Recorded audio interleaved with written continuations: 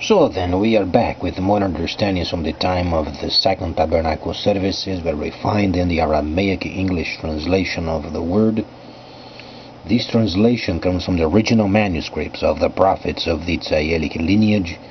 So then we can understand the time of the end. As per Yirmiyahu the prophet, we find layers of understanding of the spring feast, the autumn feast, and also the returning of the cities of the Messiah laid waste for many centuries. As we read then Yirmiyahu, we must establish then what goes on with this prophet and why then Yirmiyahu was so controversial when he was explaining the time of the end. Let's then be very clear as far as the 65th and 66th chapter, where we find then sections of autumn feast and post-autumn feast, when then the earth is then reformed. Prior of this time, let's then understand the importance of the prophecies. Prophecies are not only to give us understandings of the future, but the objective of these prophecies obviously is the salvation of the soul. That's where then people should be concerned with, because when always prophets of old and people instructing the people were speaking, for some people is simply amazement, for some people is mockery, for some people they only sit back and let someone else do the work. For some people simply means entertainment, and they don't realize once they breathe their last, their souls goes straight down, and it's not very nice down there. The Messiah was the only person that went down there and came back. Thus then the Messiah was able then to conquer death. He was down there with the souls of the lost.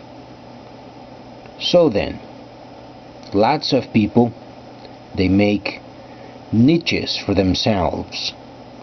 They want to have sometimes nice work, a nice place. Let the world truly goes to the inferno, where then these people, they don't even care. But the situation is, as Shaliach Shaul has said many times, while he was then teaching the people during the gathering times of the spring feast, and explaining then his people that the Messiah had come, and it was time for these people and his people save their own souls. He was not asking the people to do a favor to God or on behalf of God. And that's where then the situation changes. Some people, they read the scripture, they read the word because they want to do a God a favor. That's where then you find pastors, teachers, and those inventors of the false Savior. They want to put their lives on the line as if they were doing God a favor. Let me say this extremely clear. God does not ask him for favors. He expects, if a person wants to save his or her own soul, to produce fruit. That's the deal. So when a person simply ignores or sits back or stays in a corner only watching somebody else do the work, when these people, they breathe their last, they go straight down. And that's why the Messiah, sometimes when we read the instructions, he's so clear, sometimes he is repugnantly clear. And people get sometimes upset because for some reason they think they have some sort of worth in their lives, so they should be exempt from the instructions, and at the same time mocking at others. That's why then the Messiah said very clearly. In Luke you find chapter 1:7 very precisely, and at the end of times, because people, they get themselves mixed with the cares of the world. They want money, they want prosperity, they want comfort, they want fun of this world. The only problem is this world is contaminated and has no part with the Holy Creator. That's why the Holy Creator has placed this world under condemnation, under destruction in the future. That's why we have Autumn Feast.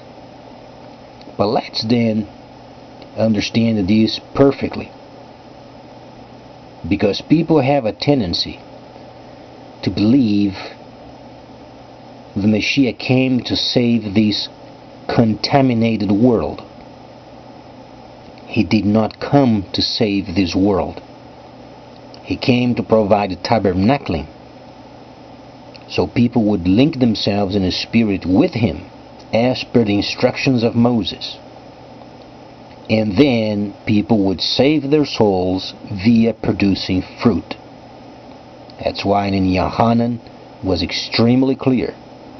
Those who are linked with tabernacling as per the instructions of Moses, if they read the instructions, if they like the instructions, and they should, if they renew their minds with the instructions, and then if they bear fruit, this simply means a person would teach others related with the holy instructions and the layers thereof. Then a person produces fruit. Other than these, a person is condemned along with this world. That's what it is. So then, let's talk of Sheol, or the Inferno. There are a couple of situations. The first, Sheol, is where the souls of the people who are then disobedient, those people who want the world, when they die, their souls, the person of the soul, goes straight down in torment. That's why then the Messiah said and gave the example of Ibrahim, gave the example of Lazarus, gave many others example, and then there was the unfortunate man that lived his entire life in pain, in mockery, and at the end of his life, because he believed tabernacling, he was in the comfort of Ibrahim. And the rich man that had everything in life during this age was an inferno in torment. And the Messiah then gave the example, and this rich person in the inferno, tormented, was asking for a drop of water. And the Messiah was very stern. There is no way for a person to come out of Sheol and do such. Neither can a person from the other side go into the inferno and vice versa, because there is a great chasm in the midst of them. So then, for thousands of years, people always doubted if it was then a person involved with inferno, and then many people going to the same place once they die. And the Messiah was extremely clear. Once a person dies without him, condemned, soul in torment, thus the first death. The second death is then when the earth is burned by the shout of sulfur, as then the earth ends. And then the souls of those who are in torment are going to be thrown in this earth while burning and be destroyed. So we should never play with the words of the Holy Creator. He is not a religion. He is not a gangster. He doesn't play with words. and he does not expect us to do favors on his behalf. Salvation comes from him. If we believe and we abide in him, as Yohanan told regarding the vine, if we produce fruit as per the instructions, then we save our own souls. We are not going to save the Creator's soul.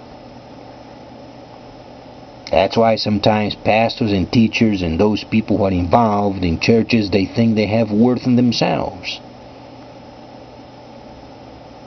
Those people are a piece of crap.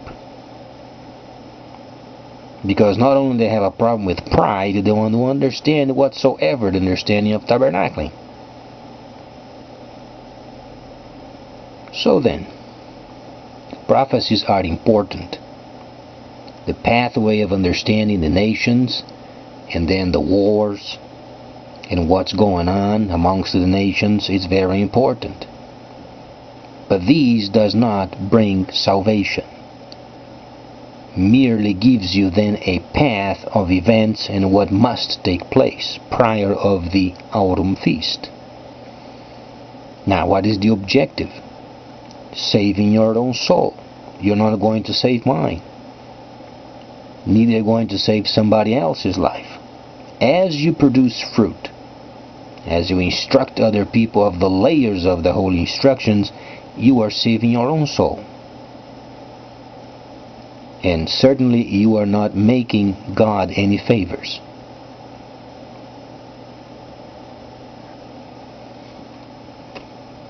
So then, what can we understand as far as Inferno? Have you ever had a bad dream? A very awful dream?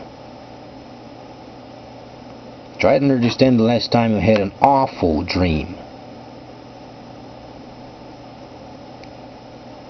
You can be sure of it. Down there is 100 times worse.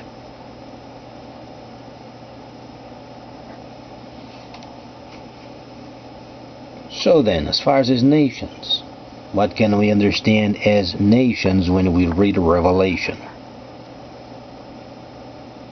Let's then be very clear as far as the position of nations prior of the starting of the autumn feast.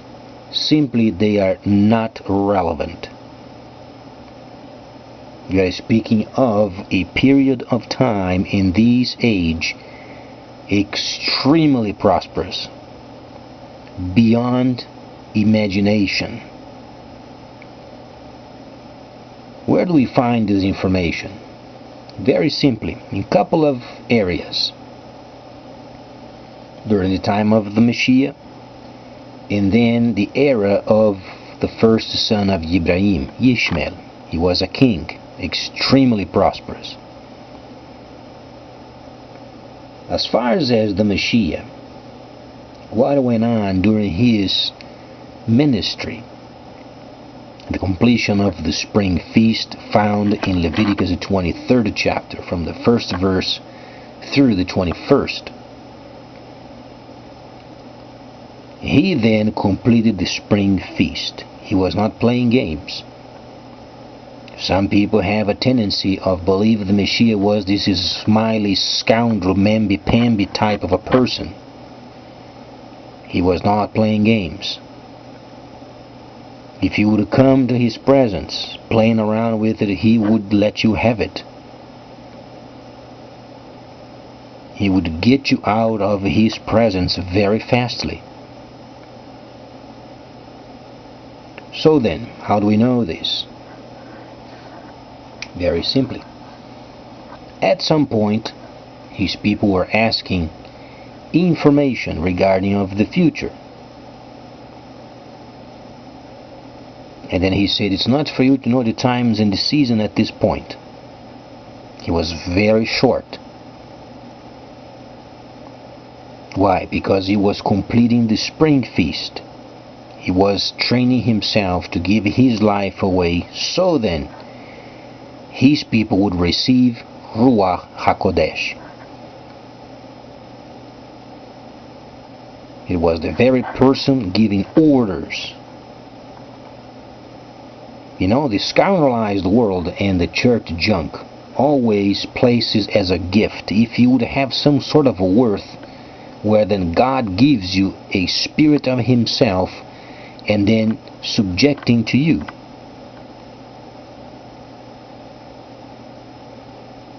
Can you imagine the spirit of the Creator being subjected before the presence of the person? And some people, they believe it. Not only this, but they think themselves then always asking for more. Then they find God as a servant. Then they want another house. They want another car. They want more clothing. They want more money.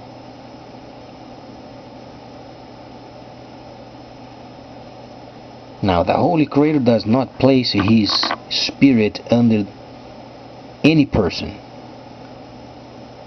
No person in this earth has his spirit subjected under any condition. His spirit belongs in the Holy of Holies, and his Son, Yahweh Yeshua, remains on the Holy of Holies. We get linked with him in the spirit, and we produce fruit. You want to save your soul, this truly is the path. If you want to go to the inferno, do what you want, in your last breath, straight down.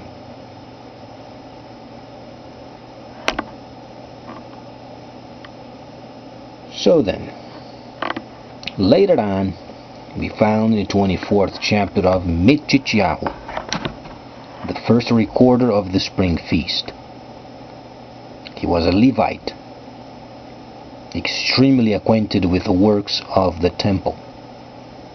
The 24th chapter explains the Messiah then speaking of the future. Why then we have understandings of the 24th, and then a short while earlier he said it's not for you to know the times and the seasons? Was it not the whole purpose of Leviticus the 23rd chapter? To know the times and the seasons and the feasts? What is the distinction?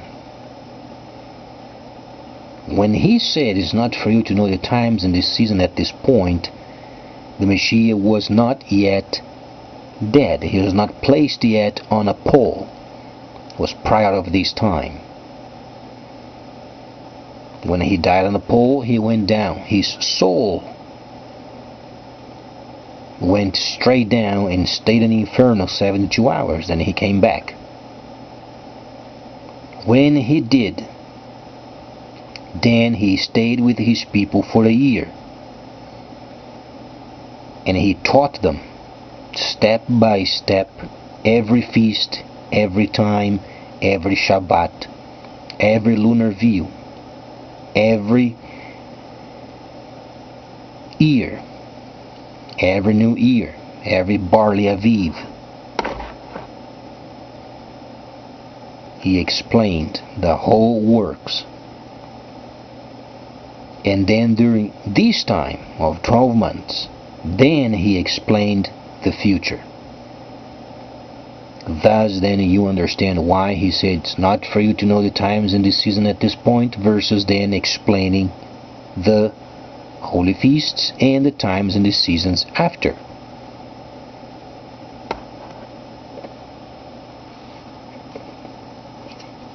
During his time of 12 months, the land experienced an extremely high time of prosperity, beyond you can ever imagine. As the Messiah was speaking the word and he was teaching his people, then heaven was simply bestowing prosperity on the land. Until the Messiah was about to leave, then he explained.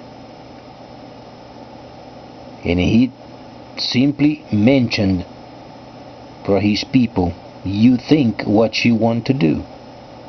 You want to continue on with this prosperity in this age and set aside tabernacling, and then you get your soul lost.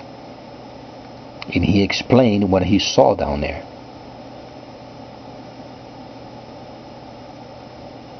And he said the objective of this time simply is for the formation of the holy cities.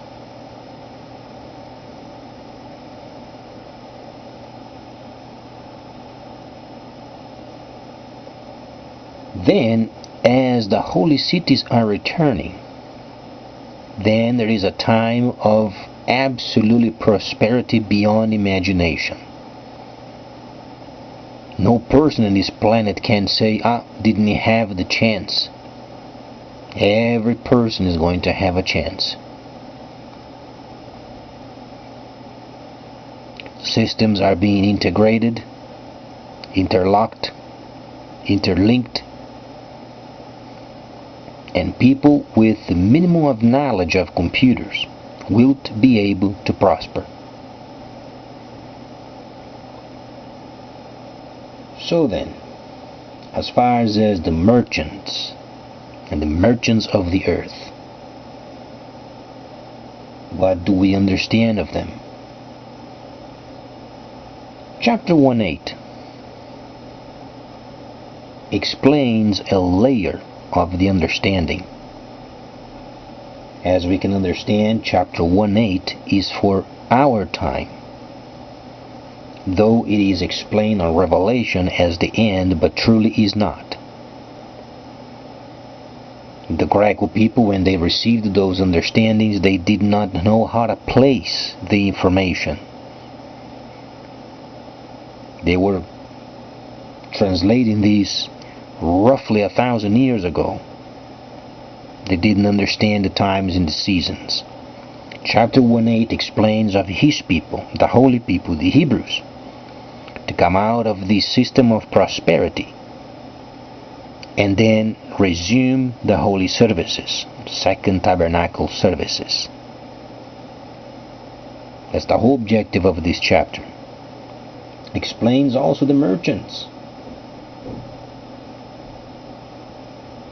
And the merchants of the earth were enriched by the abundance of her luxuries.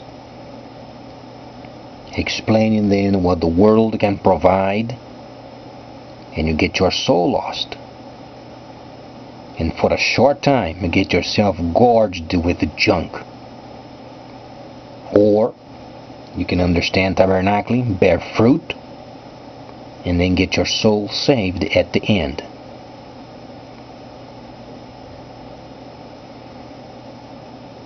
So then, we understand sections of some nations, understanding, having a relationship, the base of the statue of Daniel.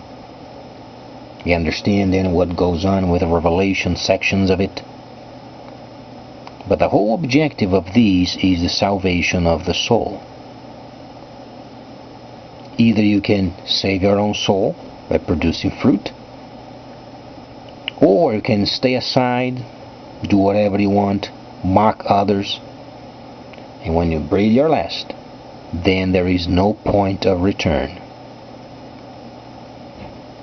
Please stay tuned, much more coming up.